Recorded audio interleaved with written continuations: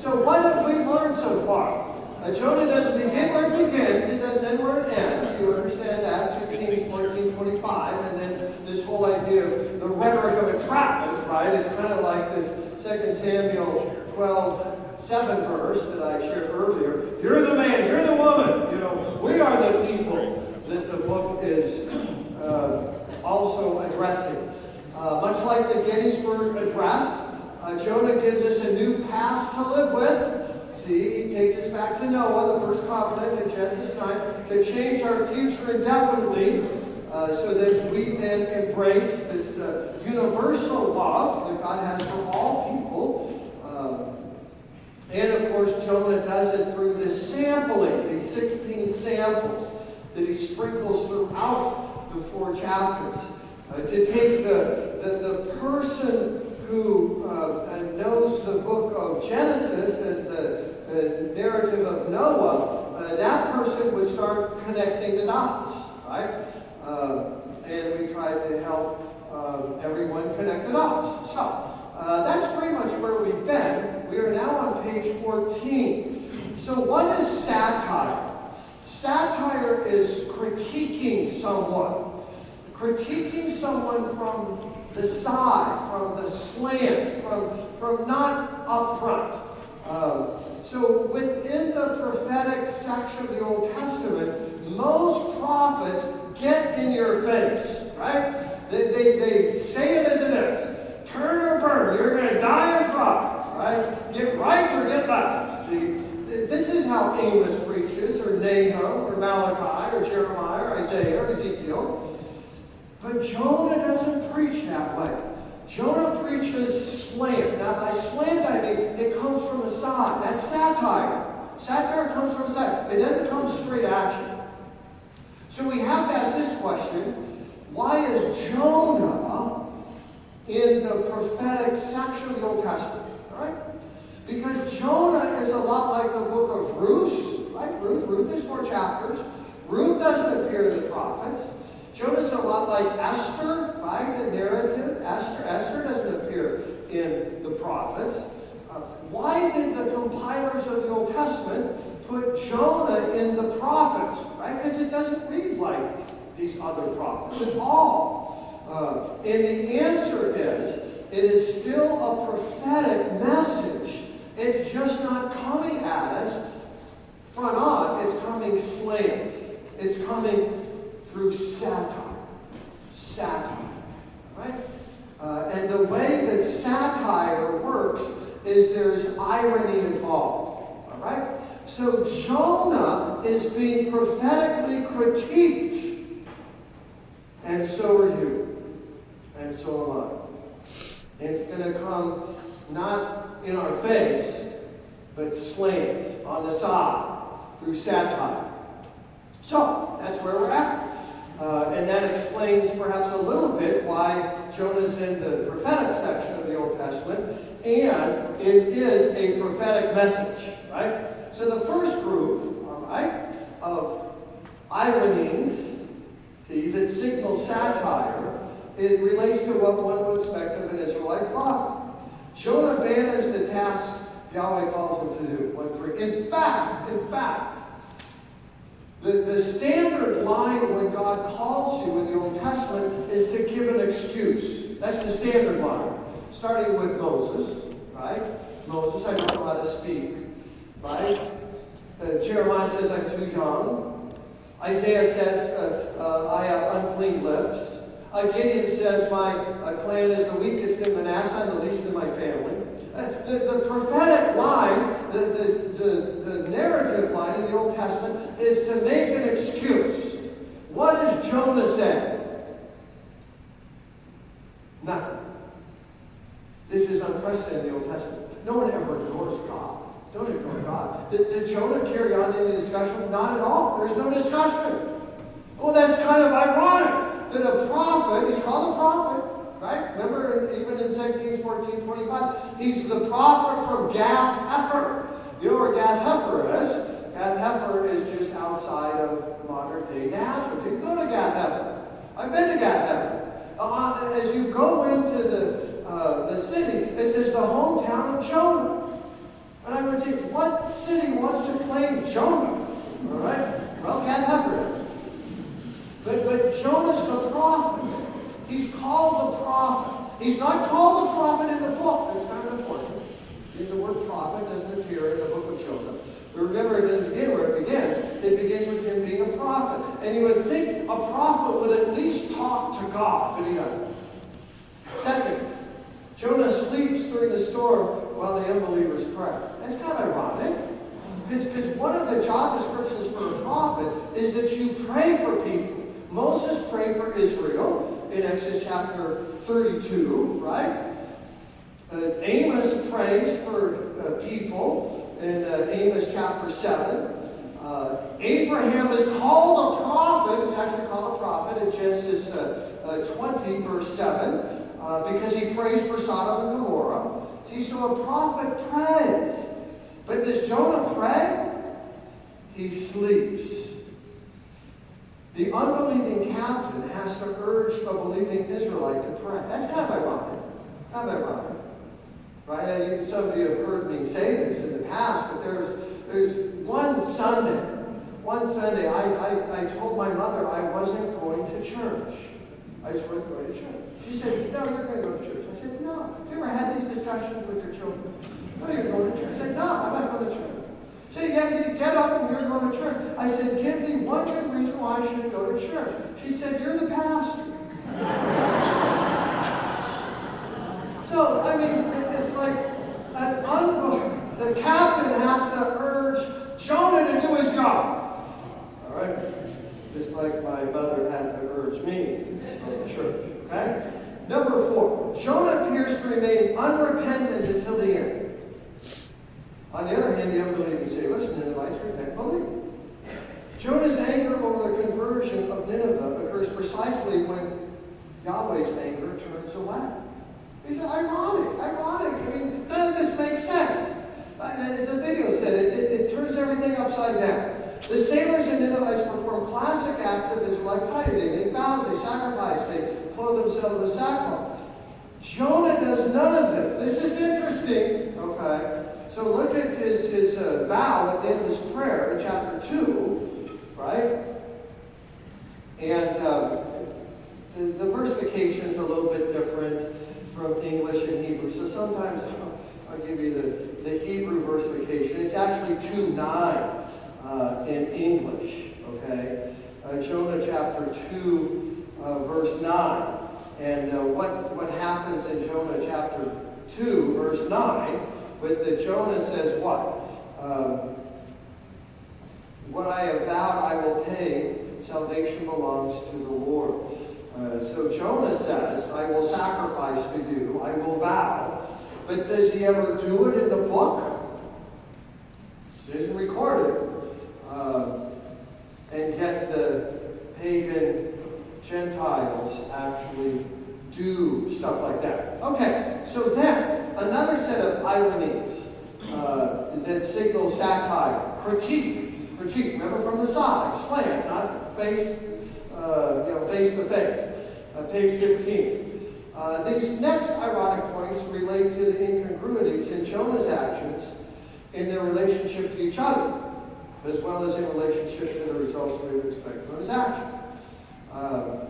So we expect him to do something different. And so, Jonah flees from Yahweh, that confesses him as Lord. That's interesting. And the video kind of picked that up. I worship the Lord, the God who made the sea and the dry land. Oh, really? Well, what are you doing on the boat then, man? Right? Okay. It's kind of ironic to signal satire. Next one, Jonah recognizes that Yahweh sent the storm to his disobedient behavior. He didn't repent though. He said, I know what's going on. It's my fault. I'm not sorry, but it's my fault. Jonah's overwhelming success in such a wicked city with such meager efforts. Right? 5-word sermon. Again, the video picked that up. Most prophets say, thus says the Lord. Right? Or an utterance of the Lord. Jonah didn't say that. He just says 40 days and Nineveh will be changed, overturned. It doesn't even say amen. Or pass the offering plate or anything, right? I mean, it's as though he goes just dragging his feet. Well, I guess I have to do this, so I will make it as quick as possible. All right? And yet there's great success. Next, Jonah's joy over the gift of excellent shade. At the same time, he is twice expressing his desire to die. Isn't that ironic? That you have great success and you want to die? Right? Yeah. Next, Jonah's joy over his own deliverance. Right? So what does he say here? Again, this would be 2:9 in English. And it's his own deliverance. He says, this is salvation belongs to the Lord. You see that in 2:9? And what happens right after that? God speaks to the fish, and the fish vomits in that environment. So you see, he's saying God's salvation belongs to you. But God recognizes that's not a very honest confession of Jonah's. So God says, vomit him out. Okay? Vomit him out. So let's drill down on that a little bit deeper. This is the message of the book. Jonah thinks salvation belongs to who? Jonah. I can decide who God loves and who God hates, who gets forgiven, who doesn't get forgiven. And he says it, salvation belongs to the Lord, but his actions don't stand up to that, even close. Right? That's ironic. That's satire. So here's a bigger point. In 1 verse 9, right, this is a confession, I worship Yahweh, the God who made the sea and the dry land. Is that biblical orthodox teaching? Sure it is. Sure it is. God made the heavens and the earth, sea and dry land. In chapter 2, as I said, 25 connections, links, echoes, quotations from the book of Psalms. Is that good stuff? Yeah. Salvation belongs to the Lord? Yeah. Right? Chapter 4, verse 2. As the video says, he quotes from Exodus 34, verse 6.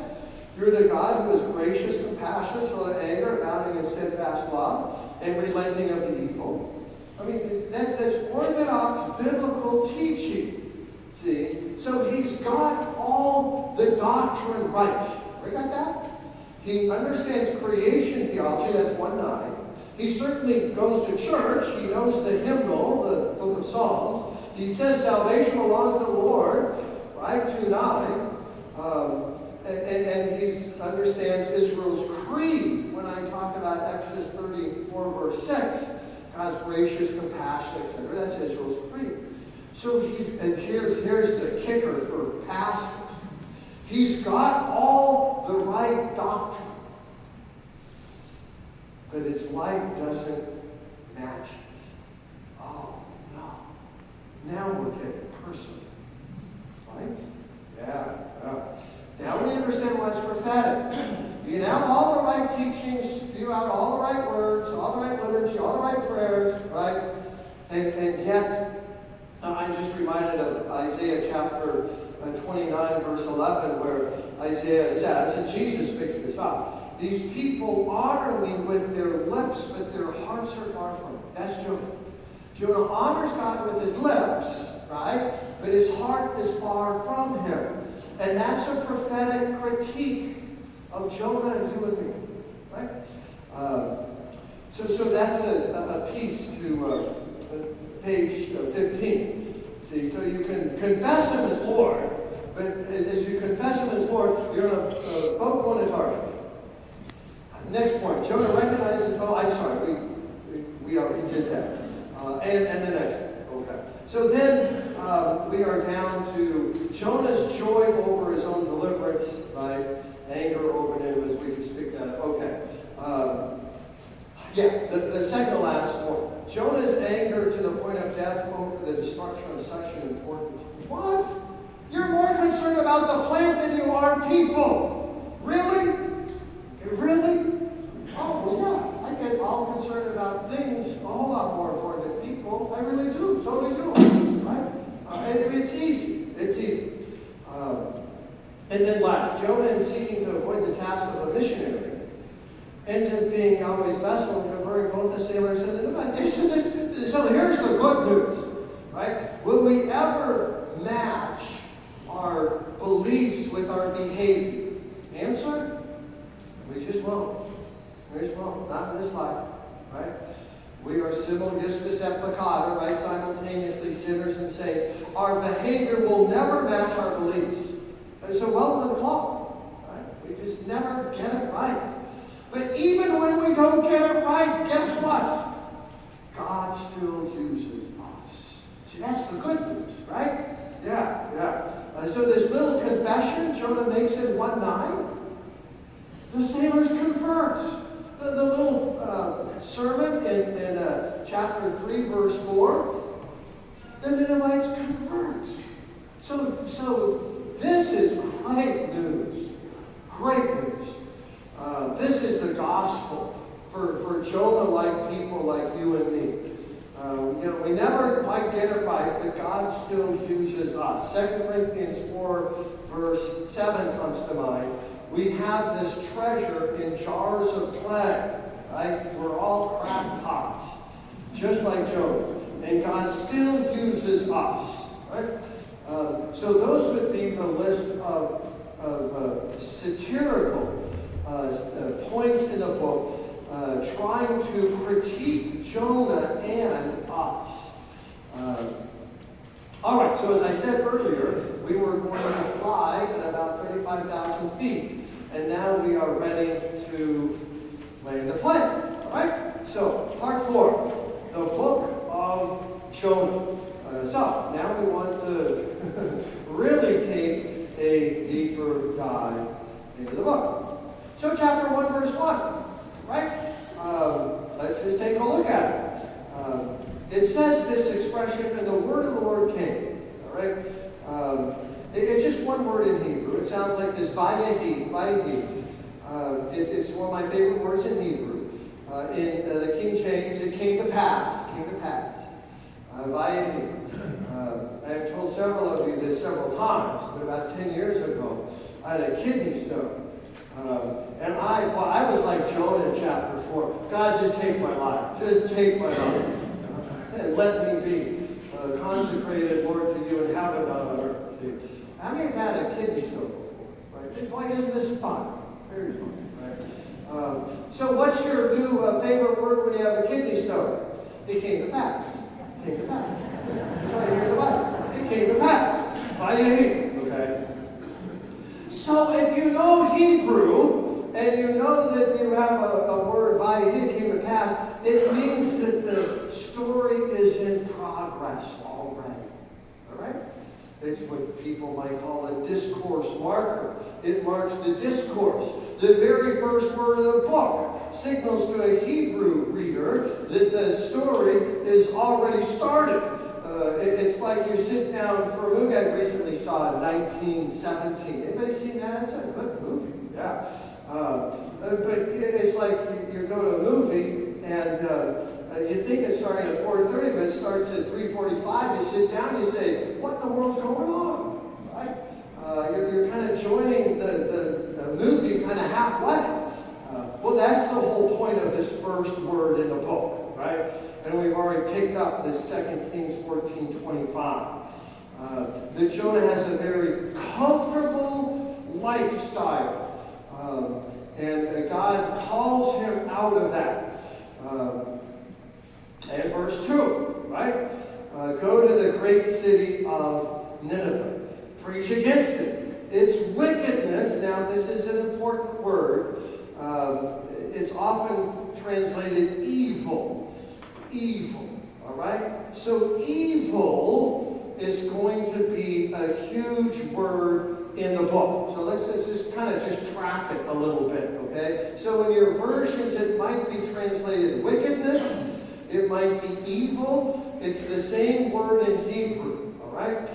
So the whole problem begins because there's evil, right, in River City. And it actually is a river city right on the Tigris River. Modern-day Mosul, ancient Nineveh. So there's evil, okay? And so then when you track down to chapter 1, and you can see that the sailors, right, they are concerned about the evil, the wickedness that has come upon them. Look at verse 8.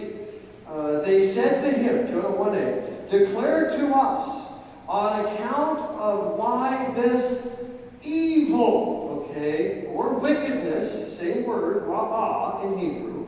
So there's evil in 1 verse 2. The evil now, ironically, right, ironically, the evil has gone from Nineveh to who? Jonah. Oh, really? Now, Jonah, as a prophet, is to be the source of good, but now, when I run away from the Lord, my life is not a source of good or blessing or a conduit of grace at all. It is evil. So they're saying in 1:8, why is this evil come upon us? Right? So then, if you go to chapter 3, right, what happens is in verse 8, again, we're just tracking this word evil, wickedness, ra'ah in Hebrew. So it's what starts the book. Why God calls Jonah. Jonah ends up being, the source of evil, the storm for the people. In 3:8, right, they covered themselves, the Ninevites, the people and the animals. There it is, no auto connection. They cried out to God sincerely. They turn each one from the evil way. See? So it starts in Nineveh. It continues with Jonah. The Ninevites, they repent of their evil in 4 verse 1. And I'll look at I'm looking at ESV. It says, but it displeased Jonah exceedingly, that he's very angry. That's kind of a lame translation. Literally, it says in Hebrew, and it was evil to Jonah, a great evil. Remember I told you before the break that evil is only modified by the adjective great one time in Jonah. It's right here in 4:1. So what's the greatest evil in the book? Jonah. Oh, who knew? Who knew? So this whole idea that it was what? That it displeased him exceedingly? Fair enough. But literally, right, the text says it was evil to Jonah, a great evil. So what's the greatest evil in the book? I refuse to forgive my enemies. Oh no, now it's practical again, right? I refuse to forgive my enemies. That's the greatest evil. Now once we turn to 4 verse 6, see 4 verse 6. Again, the English translations don't quite get this exactly right. As I've said any number of times, that translators are traitors. And you can just kind of see it sometimes. See, in 4 verse 6, I'll read from the ESV. Now the Lord God appointed a plant and made it come over Jonah, that it might be a shade over his head to save him from his discomfort. What do you suppose is behind that English word discomfort? The Hebrew word ra'ah, evil. God isn't concerned about Jonah's comfort, right? That's not to God, we know. He's not after, it's kind of hot, so let me turn down the air conditioning. No, that's not it at all. God gives Jonah the plant to save him from his evil. Because evil's the whole problem of all. It starts with the Ninevites, it goes to Jonah. The Ninevites lose it, right? As you say, they repent of it in 3:8. Jonah has the greatest evil, and God wants to save Jonah from this evil, this stubborn, hard, unrepentant, callous heart. And does God succeed or not? Well, that's probably not the right question, right? Let me just put this out there. It doesn't end where it ends. The book of Jonah doesn't even end with you or me. You say, well, then where does it end? If it doesn't end with you, it doesn't end with me. It certainly doesn't end with Jonah. Where's it at? Oh, well, we'll get to that at 2:59 this afternoon. Okay, so this second verse of the book, right? Proclaim against her because their evil has come up before them. Evil. All right. And Nineveh, of course, if we looked at other texts there, this on page 16, prophets like Nahum, Zephaniah, Nineveh was the chief of sinners. No doubt about it. Verse 3. And remember, I said earlier, there's no conversation. It's not like he says, well, my clan is the weakest in Manasseh, I'm the least of my family. Right? We don't have Gideon in Judges 6. We don't have Moses making excuses, or Isaiah or Jeremiah, right? It's as though Jonah just puts a little door outside of his hotel room and says, do not disturb, right? He arose, Jonah, to flee Tarshishward from the presence of Yahweh. And he went, and here's one of these key words that I had mentioned about an hour and a half ago. He went down to Joppa. Okay, down to Joppa. And let me just kind of get a little map up here for us so we can see where we are at. Okay. Joppa, right, bottom left. There's Nineveh, right? So he goes down to Joppa. So if he's in Gath Hefer, which would be obviously north, close to the Sea of Galilee, close to Nazareth, he goes down in elevation, okay? Because you're going to the coastal city, right? So he goes down. Let's track with that word, okay?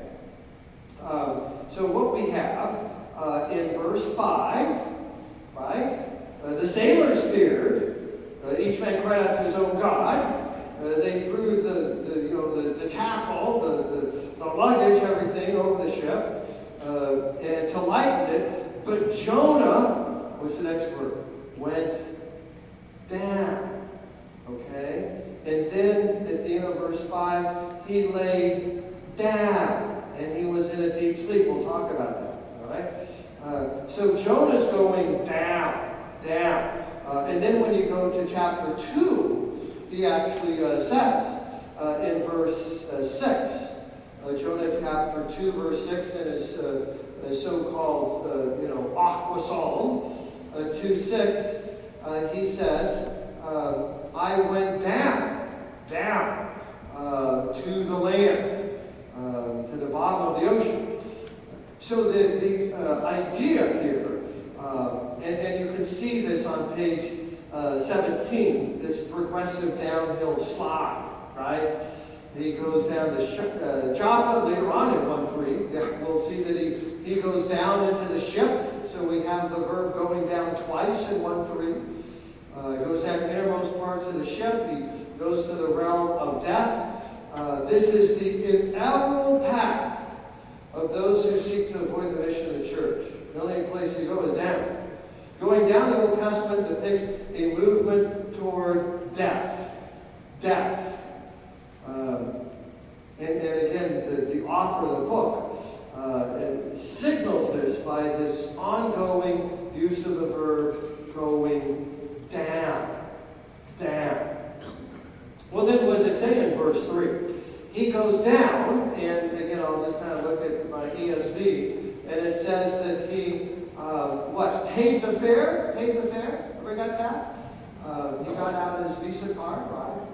Put in his chip, and, is approved, and he's ready to go. Well, that's not what happened at all, okay? At all. On page 18, you can see this, the word fare actually refers to the ship. It's not as though Jonah paid a fare, so all of the English versions. Rather, he hired the ship and its crew. Oh, well, where do you get money like that? I think I'll just, finance my own little excursion on the Mediterranean Sea. I'm going to buy the ship and the crew. Where do you get those Hebrew shekels? Oh, it doesn't begin where it begins. right? 2 Kings 14:25, he's a court prophet for King Jeroboam II. What's he doing? Is he making minimum wage? Oh, no. Jonah's making a killing. He is a rich dude. He's got money in his pockets.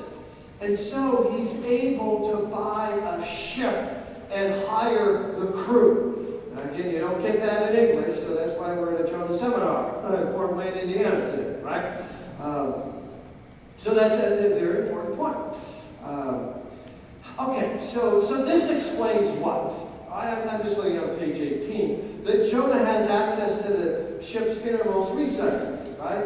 It's like he can go down to his own little cabin and go to sleep. Well, how come he has that kind of access? He owns the ship, right? And all of you work for me. Well, that's, of course, why they're a little bit hesitant to throw him overboard, right? So if he's got this kind of money, and he's hired us, I mean, we're looking pretty sweet here, aren't we? This is maybe the first of many voyages on the Mediterranean Sea, right? We can retire by 40 years old if we keep working for this guy. If we throw him overboard, there goes all of our financial success. See? All right. You can see in the middle of that paragraph, according to most scholars, it wasn't until Roman times. This is like another 600 years that the ancient world had a specific word for fare, a charge for the purchase of space in an expedition, seagoing or otherwise. People didn't pay fares in 8th century BC. That just it wasn't in their worldview. It wasn't in their culture. And so the English versions just don't quite get this right. So anyway, you can see, no wonder he didn't want to go to Nineveh. He's cashing in on his ministry.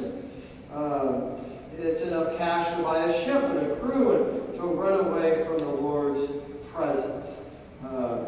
Okay, take a look at this picture up here. About 12 years ago or so, I was teaching in St. Petersburg, Russia. They always sent me at it'd be great if it was June, but it was late November. St. Petersburg is about the same latitude as Montreal or something. It's the dead of winter. So there I was, in St. Petersburg. So I went to the Hermitage, just a world-class museum in St. Petersburg, Russia. And there's this whole kind of maybe, I'd say 10 gymnasiums like what we're sitting in now that have 8th century Neo-Assyrian artwork at the Hermitage in St. Petersburg. I knew that. And I thought that the place would be just packed. Everyone's interested in 8th century BC Assyrian artwork. No, they're not. It's everywhere. Okay. But if you read the Bible, the Assyrians are a pretty big player in the Old Testament. So this would be one piece of any number of 8th century Assyria, because remember, Nineveh will become the capital of Assyria in the 8th century BC. And this is how the Assyrians pictured their army. Okay? They pictured themselves as what? Animals, beasts. In recorded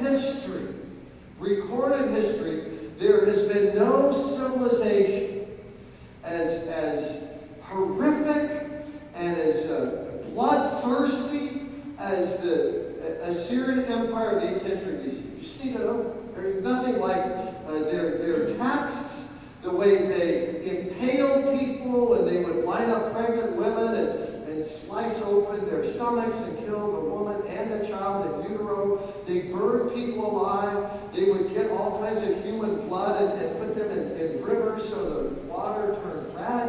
It's just horrific to read these Assyrian texts, see their artwork. So to go to Nineveh, these are our arch enemies. These are like monsters. And so we need to understand a little bit about how the Ninevites were perceived by people like Jonah. Okay, so that's how the story begins, right? God says go. Jonah didn't say anything. He goes down to Joppa, right? 1:3. Then he goes down into the ship with them from the presence of the Lord. Now remember, we said repetition is important, right? A prophet, an Old Testament prophet, is always called, I mean, this is just all over the place, stands before the presence of the Lord. You see that? So that's kind of a technical term in 1:3. Presence of the Lord, right? And then it occurs again, presence of the Lord. So he's abandoning God's call on his life. That's what that means, all right? When you stand in the presence of the Lord, that means you're a prophet. And he said, if that's what it means to be a prophet, to go to these people, the likes of these animals, right? Then count me out, right? Because you see, God doesn't really care about them. He doesn't love them. They're not his concern. Well, that's why we have these samples that take us to Noah.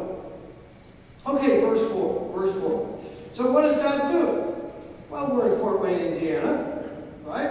If the pastor from the Fort Wayne seminary doesn't work out, just get one from the St. Louis seminary, right? Or vice versa, okay? Vice versa. Just get someone new, someone different, someone who's going to be more responsive, right?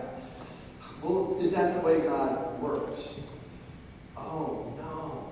See, I know about you, but this God is a frightening God, right? He breaks into my very comfortable world, 2 Kings 14:25.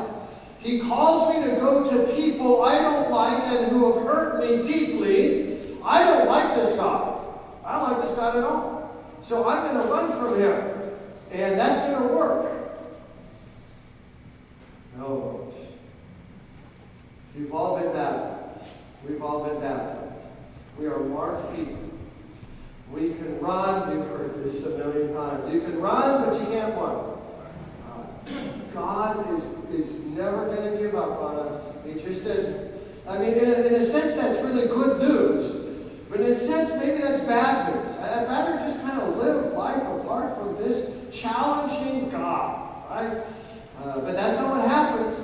Not to Jonah, not to you, not to me. Verse 4. Yahweh, right, the Lord, threw, right, a great wind to the sea. And there was a great storm. So great, when we talked about that, actually, enough now. And literally in verse 5, okay, looking again at the ESV, it says something like this. The ship threatened to break up.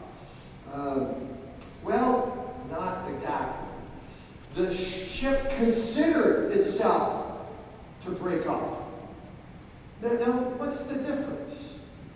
So, considered gives the ship, which is an inanimate object, right? Ships don't think. But the book gives the ship this ability to think, right? What I have on page 19. It had a mind to break up. That's even more literalistic, okay? So the ship, okay, the ship is a nervous wreck. You can see that on page 19, right? So what's the irony? The sailors fear disaster. The captain of the ship fears disaster. Even the ship is a mess. See, it is thinking that it's going to break up, literally. Who's the only person who isn't scared? Jonah.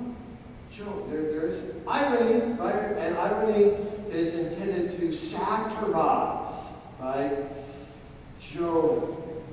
Huh. So here's the bigger point.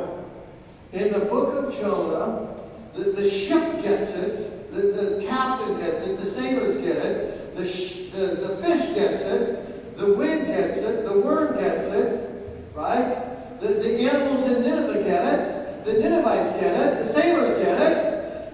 Everything and everybody gets it, but who? Jonah. And so Jonah is the insider who's got all the right doctrine. Oh no. You know, who's the only one with a collar on in this room right now? Right? Yeah. It's very humbling. Very humbling. But this is well in the book of Jonah, right? Okay, so verse 5. Verse 5, right? What do we have? It says, of course, the sailors feared. They cried out each one to his own God, as we've already said now several times. They're pagans. Right? They're just crying out to whatever God, they're worshiping that day. Right? And then through Jonah's confession of faith in 1:9, which is a huge idea, we'll come back to that, obviously. By the time we get to verse 14, they believe in Yahweh. Right? Yahweh. L-O-R-D-O-Cat. It's just amazing. So they wanted to lighten the load.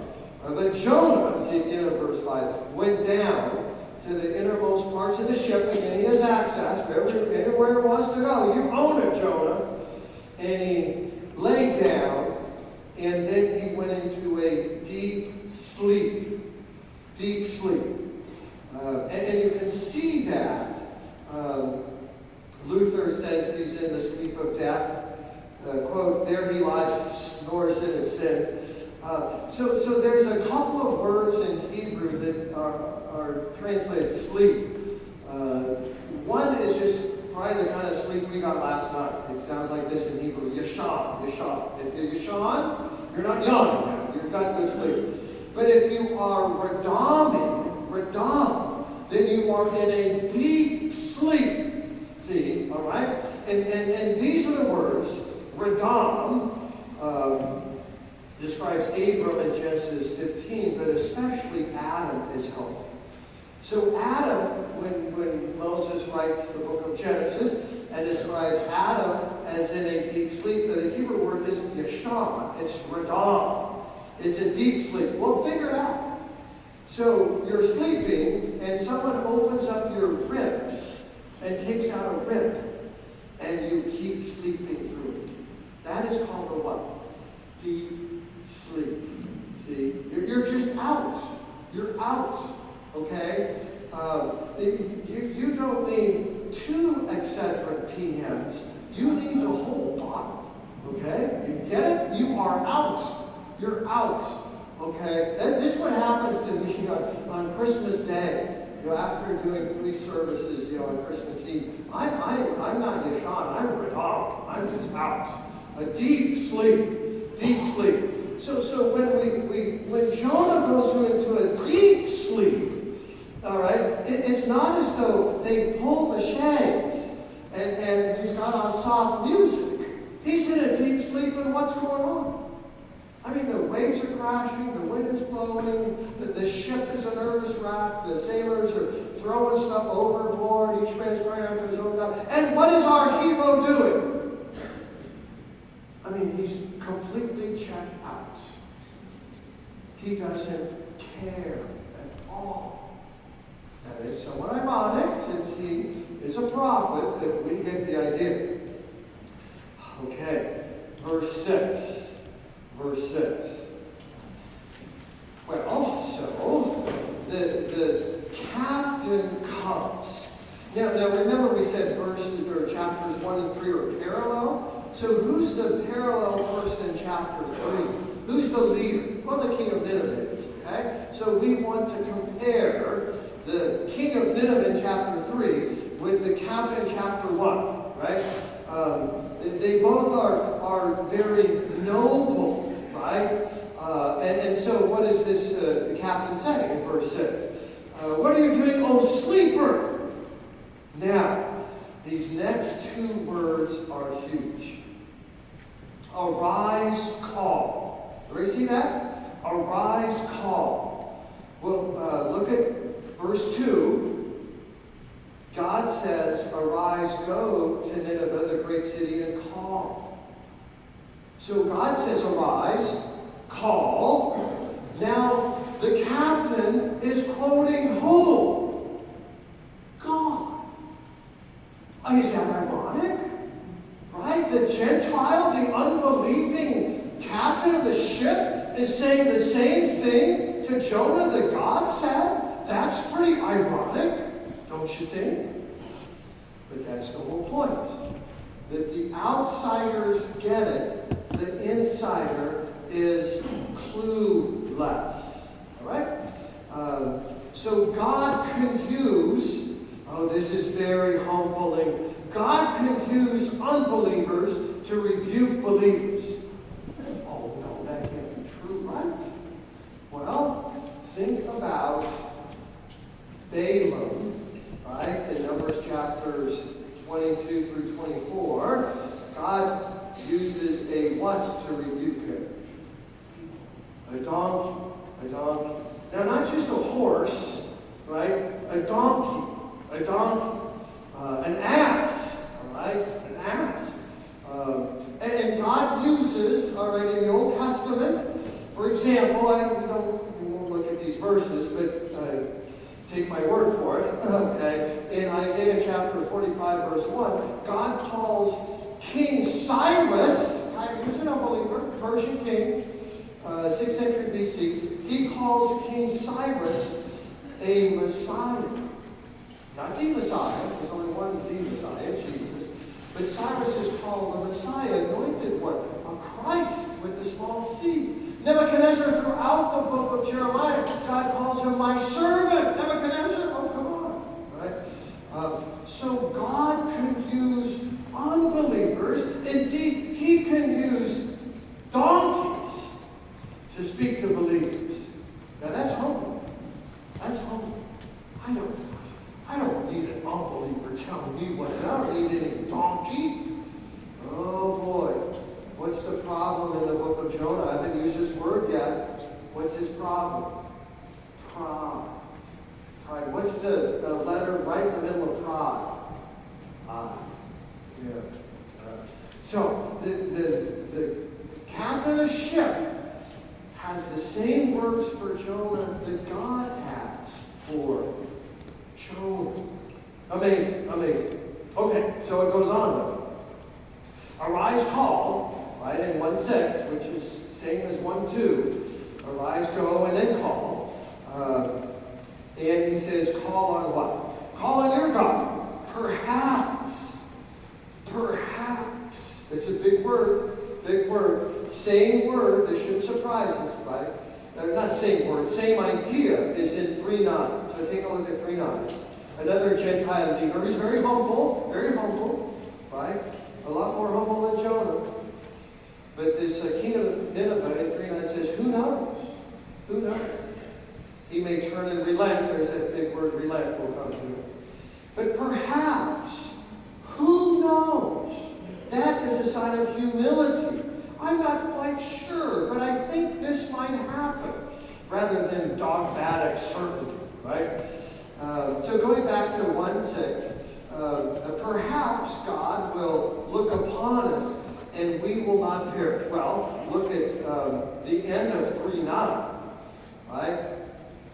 And to see how the literary connections in the book want us to see how noble these Gentile leaders are. How does 3:9 end? And we will not perish. How does 1 verse 6 end? And we will not perish. Right? They want to live. Well, good for them. Good for them. So then we go to verse 7. And each man said to his neighbor, come, let us, cast lots. Jonah won the lottery. He didn't want to really win this lottery. So that we may know, here's that word evil again that we didn't pick up earlier, but another evil, the wickedness, evil. They cast lots and the lot fell to Jonah. And they said to him, right, they stormed him with questions, so pun intended, right? More evil, why does this evil come upon us? What's your work? Where are you from? What's your land? What are your people? So that brings us to verse 9, which is the first time Jonah talks in the book. Right? So what you have on page 21, is what is called a chiastic structure. But at any rate, what is that? That is an A line, right? The Lord hurls a storm. Okay, and then the A Sailors hurl Jonah. See, B, the sailors pray. B prime, you see that sailors pray. C, Jonah lies down. C prime, Jonah speaks. D, the captain and the sailors question Jonah. D prime, the sailors question Jonah. So there's a mirror image between 1:4, which is where it all begins, right? I mean, that's kind of scene 2. Scene 1 is 1 through 3. Scene 2 would begin in verse 4. So right in the middle of this very well-formed. Now, what I mean by well-formed, if you would count the Hebrew words, I mean, you've got nothing to do. Do what I do. Count Hebrew words. Okay? If you count Hebrew words, 1:4 to 1:8, there are 94 words. If you count from 1:10 to 1:15, there are 94 words. Well, try doing that, right? Again, this is a very sophisticated, and let me put it this way, I'm going to put it this way. If you are studying ancient literature at the University of Michigan, Ann Arbor, Michigan, you're studying ancient literature of the world, what one book are you going to study? You're going to study the book of Jonah. Because anyone who looks at ancient literature will tell us that this is one of the masterpieces of antiquity. It's a genius of a book. How could you do 94? How could you make all these connections with Noah, right? It's a masterpiece. And it looks so simple, just like a simple little can, right? Well, the springs are coming out in space. So right in the middle, and some of you have heard me say this quite often, in Hebrew, right, the authors love to put the main focus right in the middle. The middle. And so what does that teach us? That teaches us, right, that the main focus in the second scene, right, is Jonah's confession. Jonah's confession of faith, right? It's ironic that he's saying this, right, when he's fleeing from God, right? That's the satire, that's the prophetic message to us. But even, as I said earlier, in spite of us, right, God's word works. It works. It produces faith in these sailors, as we've already shown now several times. From 1:5, each man cried out to his own God. To 1:14, they cried out to the Lord Yahweh. Amazing. Amazing. Well, that's what we have then. In verse 14, let's take a look, at least at verses 10, 11, 12, 13, so we get to verse 14. So verse 10, right? Now we're at the other side of the kayak, some 94 words through verse 15. So the sailors feared a great fear, right? There's that word great again. And they said to him, what is this you've done? And here's kind of an aside, for the men knew that from the presence of Yahweh, there it is, presence of Yahweh, third time. That means that he's a prophet by trade. That's his job. That he gave up his job. Because they knew what? That he's doing that he's fleeing because he told them. Well, he had to tell them, right? Why are you buying this ship? What's going on? Why are you hiring us? Oh, well, I'm giving up my prophetic job. Well, why is that? I'm not making any money if I go to Nineveh. I have no way I'm going to Nineveh. In fact, they're our greatest enemies. Let me tell you about Ninevites. And so there's this little aside in chapter 1 that explains that the sailors knew, because he told them. So verse 11. They said, what have you done? I'm sorry, what shall we do with you? See, that the sea may grow calm from upon us, because the sea continued to rage and storm, etc. And verse 12 sounds noble, doesn't it? Throw me over. Throw me over. And the sea will grow calm. Well, what's Jonah trying to do? He would rather die than follow God's leading in his life. Oh, no. So this is a preview chapter 4, where he wants to die. How many times do you want to die? Twice in chapter 4. In fact, we will see, just take a quick look at this, we'll come back to it all. But he says, all right, in chapter 4, verse 8, the sun came up, 4:8. Here's the fourth provision. We'll come back to that too, right? He provides the ship and the vine and the wind and the worm, right? Here's the last one, the wind. The sun struck Jonah on his head, and he fainted. And look very closely. Earlier in chapter 4, he's praying to God. Right? Look at verse 3. And now, Yahweh, take my life. Right? It's better for me to die than live. If this is the way the universe works, if I can't have my way all the time, if I can't be God and call all the shots, then I'd just rather die. See? And he's praying to God at that point. But look at the end of verse 8. Right? It says he asked himself to die. So by the end of the book, Jonah isn't praying to God. He's talking to himself. This is a sad story. It's very sad. But this is what happens. It happens to us all. Right? We get desperate, despairing. Life isn't going the way I wanted it to go. So Jonah at the end of the book wants to die, and he's not even talking to God about it. So already we see a preview in 1:12 that he'd rather die. He'd rather die. Now take a kind of a close look at this in 1:12. I'll reread it. He said to them, throw me overboard, cast me into the sea. The sea will grow calm from upon me.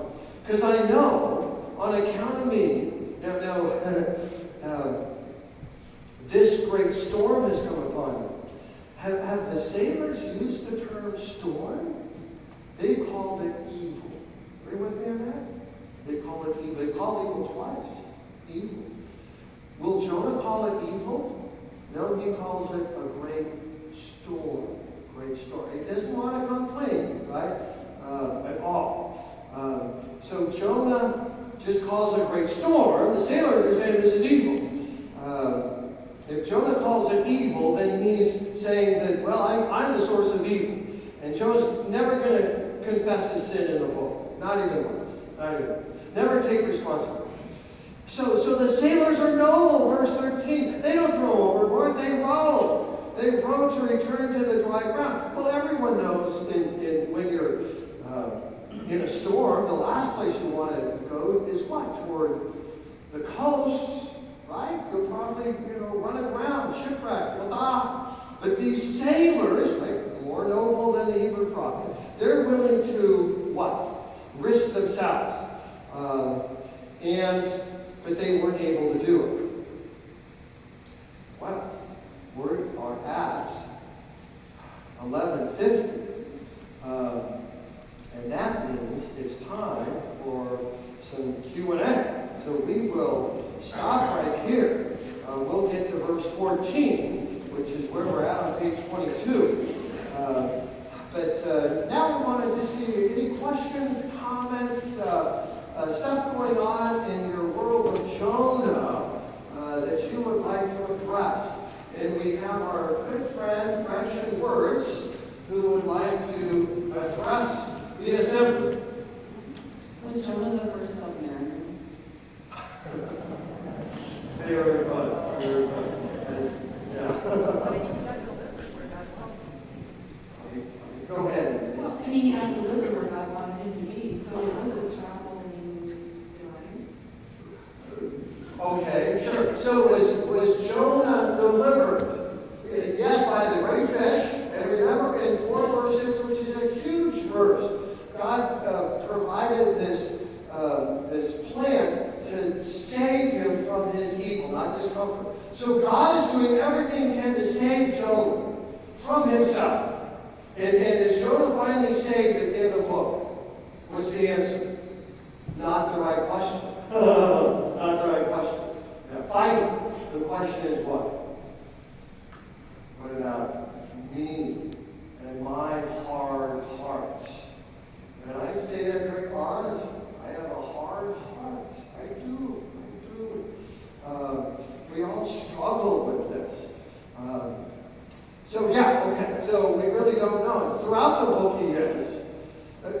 one thing we can be sure of is does God give up on Jonah at the end of 4:11? No. I mean, God goes to great lengths, see. So if the story would continue, we know that this God would say, okay, I try to fish, I try to plant, I try to worm, I try to wind. Maybe I'll try like a Lutheran church this time or something, right? Yeah. God's not going to give up. So other questions on what you have so far? All right.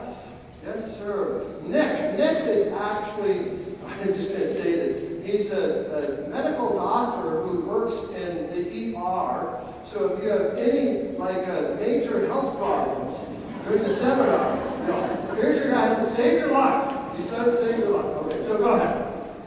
So this whole story is very compelling. Do you think it's more of a factual story versus a Okay, so that is the question. I'll kind of reiterate that. It's a very compelling story. Is it a factual story or is it more like a parable? See, so how do we answer that? Well, that is one of the major interpretive questions of the book. No doubt about it. And the history of the church has gone to Matthew chapter 12. Matthew chapter 12. So let's take a look at that. All right? Matthew chapter 12. Is this a parable or is this a true story?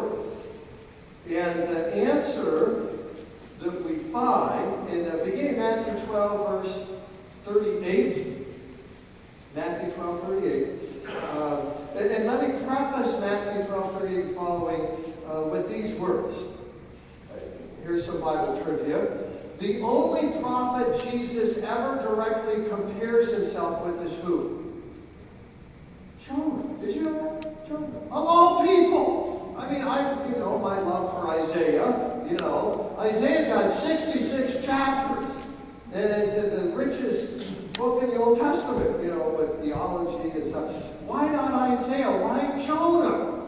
See, and then what is the most important event in the life of Jesus? His death and resurrection, right? Every bar none. We get that. So Jesus is going to talk about the centrality of everything. I mean, it's bigger than big. His death and resurrection. And he's going to compare that with who? Jonah. So that's a bit of a lead into this. Verse 38, Matthew 12. Some of the scribes and Pharisees answered him, saying, Teacher, we wish to see a sign from you. He answered them, An evil and adulterous generation seeks for a sign, but no sign will be given to it except the sign of the prophet Jonah. See? For just as Jonah was 3 days and 3 nights in the belly of the great fish, so will the Son of Man be 3 days and 3 nights in the heart of the earth. We'll come back to that, we will, but for now. The men of men will rise up at the judgment of this generation and condemn it, for they repented at the preaching of Jonah. Behold, someone greater than Jonah is here. So the answer is historical. To say that it is parabolic or just a story that has no historical framework is to undercut the very words of Jesus. Yeah, right. So this would be the consensus of the synagogue and the church up until the beginning of the 20th century. Of course, being in the 20th century, there's been all kinds of biblical critique of all kinds of stuff in the Bible. But that would be a very important New Testament understanding of the book of Jonah. But let's go back to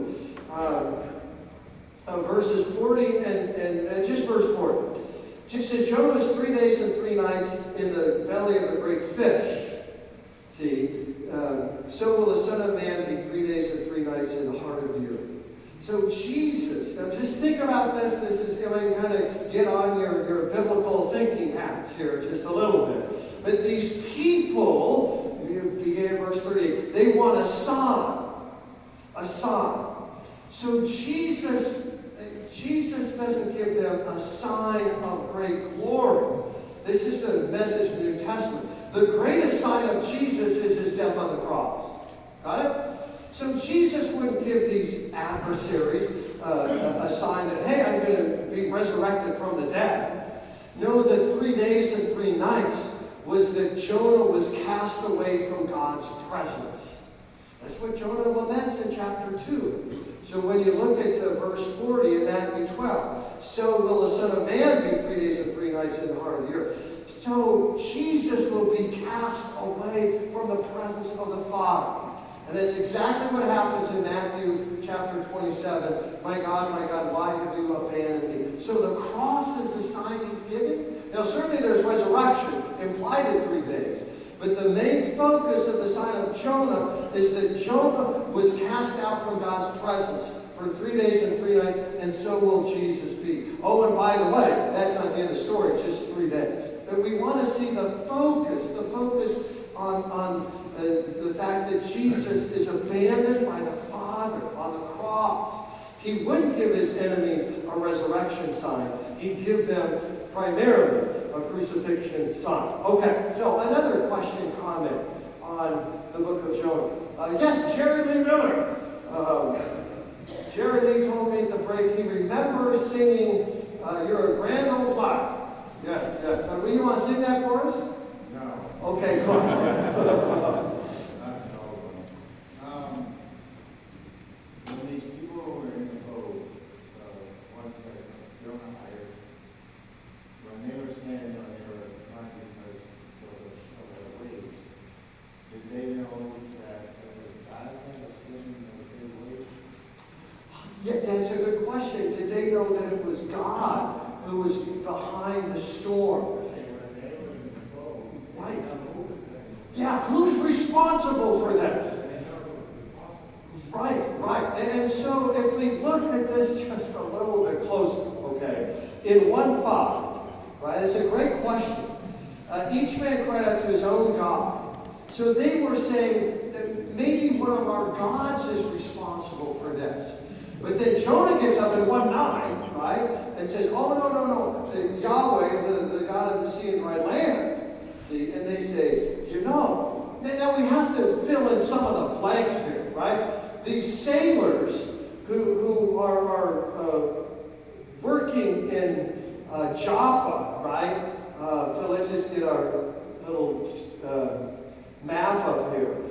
So they've heard of Yahweh, right? And it's not like this is a new God to them. I mean, my gosh, they're in Israel, see?